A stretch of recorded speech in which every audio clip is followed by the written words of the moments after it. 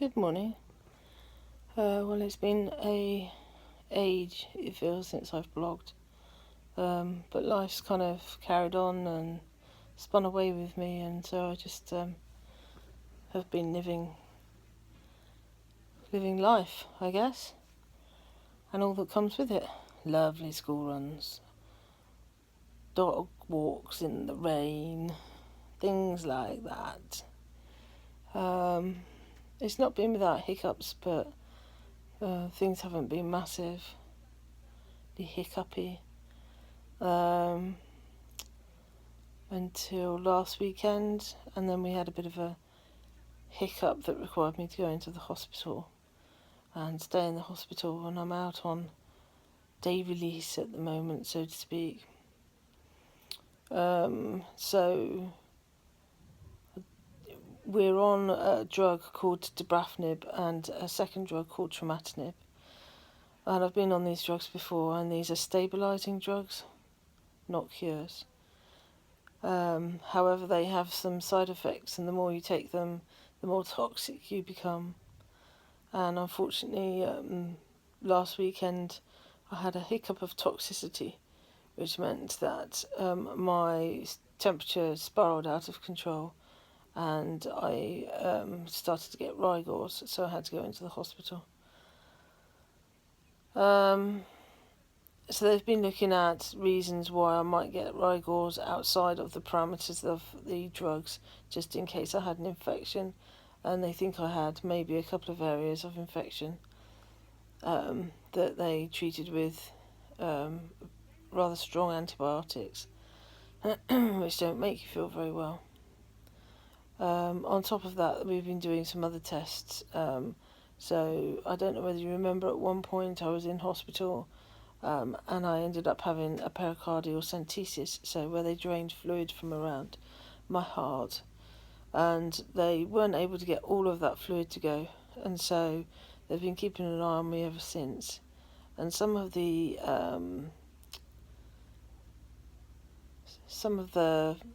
side effects that I went in with were quite similar to that time, sort of around the Christmas time. And so they've been looking at that and have found that, yes, the fluid has started to reaccumulate, because there was a stable couple of 100 mils there, and now the fluid has started to accumulate again. And that's part of the reason why I'm on day release, is because of that. Officially, I need to have the area drained again, and the problem is it's in a place which is quite difficult to get to, and so the surgeon feels that at the minute it's probably best monitored, and so he's going to look again on Friday to see how much fluid has accumulated, if any, between now and Friday. And if on Friday more fluid is there, then I'll definitely be having another surgical procedure to try and remove that fluid. And it may be a bit more invasive than last time because of where it is. So it's all happy days when it comes to cardiac issues. I had scans last week, and they finally got reported on this week, and so we got the results this week. Now, they show some ups and some downs. So the ups are that the body sort of systemic system has shown some stability. So the dabrafenib and trametinib are doing some good work in stabilising the tumours within the body. So those tumours would be the ones in the lungs, the ones that were on my kidneys, some of the bone tumours that are around my spine and stuff like that. And those tumours are either stable or have grown, but have grown very slightly, and you need to compare them sort of back through the last couple of scans that I've had. But overall, it's seen that there's a stable picture there. Then there's the skin.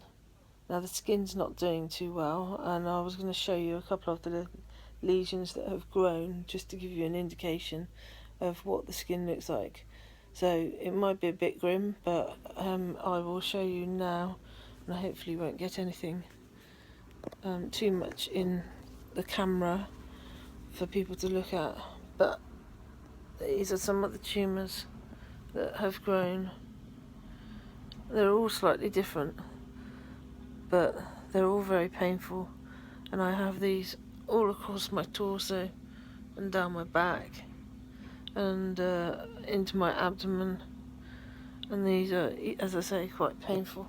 Just going to turn the camera away to make myself decent. So they're obviously quite painful, and there's a question over what we can do for those. The dabrafenib and trametinib don't seem to be working on them, so they're growing, and eventually what happens is they ulcerate and become a horrible sort of tissue that you struggle to deal with. So there are a couple of options, and at the moment the one that we're looking at is radiotherapy, because that goes in conjunction with the news from the MRI on my head, which shows that the dabrafenib and trametinib, as expected, hasn't really worked across the blood-brain barrier, which means the drug doesn't pass so well across that membrane, and so we end up in a position where the drug could be working in all sorts of other areas but doesn't work on your head. So the question is, what do you do with those tumours? Now, I have too many for stereostatic radiation, which is where they target a particular tumour. There's too many for stereostatic to be effective. So they're looking at, they call it, I think, whole brain or wide brain radiotherapy.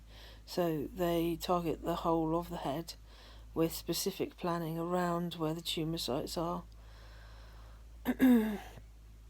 And so there's a doctor looking at that at the moment. And then while they're doing that, they can also target some of the skin lesions and a bone lesion in my hip, which is incredibly painful. And that would purely be for palliative care reasons, the ones on my hip, and hopefully shrinking the ones on my body. If they can't shrink the ones on my body, there's obviously a surgical opinion that we can take on those, see whether we can get the bigger ones smaller and so on and so forth. But I envisage that they will grow back at some point. I don't know when, but they might. So it's all a case of trying to keep the disease kind of under control and not running away, because if it starts to run away now, then we lose control of it, and eventually the dabrafenib will stop working. So in a sense, I think we're on our last legs with dabrafenib because it's not working on everything, whereas before it used to work on everything, and now it's working only on selective certain areas, ones that it's decided it likes to sit in. So that's kind of where we are. So it's kind of not a good picture, but it's a complex picture. Melanoma is quite complex, and the system of looking at it and treating it is quite complex, and it's all about trying to keep you on track as to where you're going and what you're doing, and the quality of life versus quantity of life question, if you get what I mean.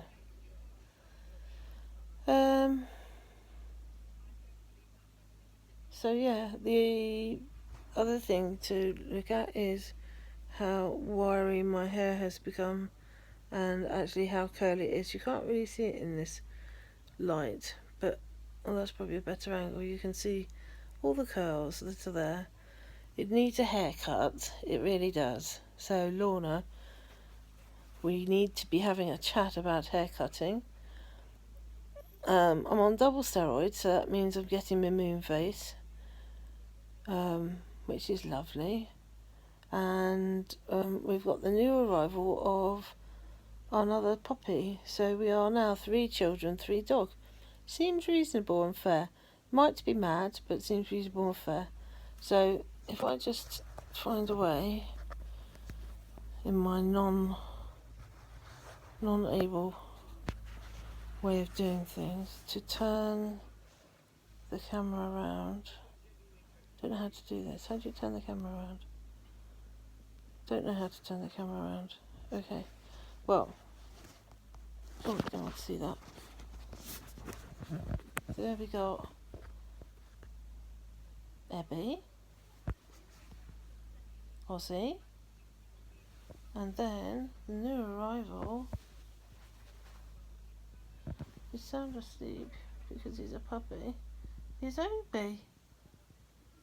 And he was rescued from Crete.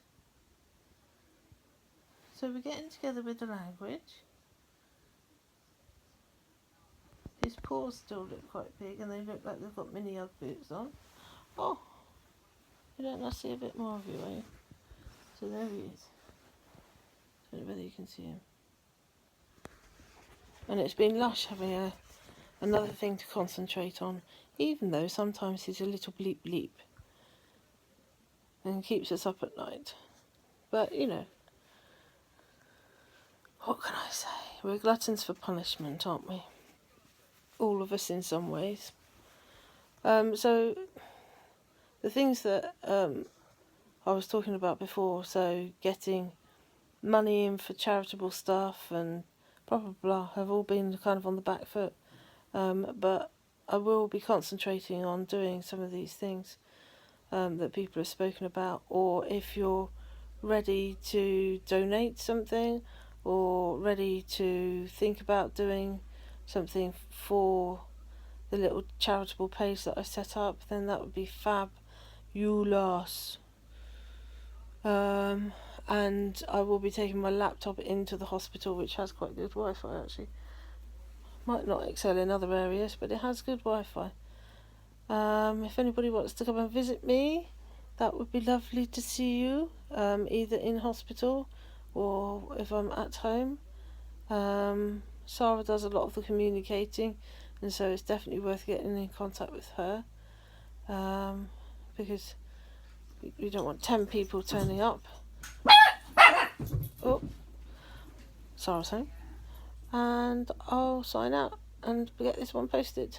Speak soon. Bye.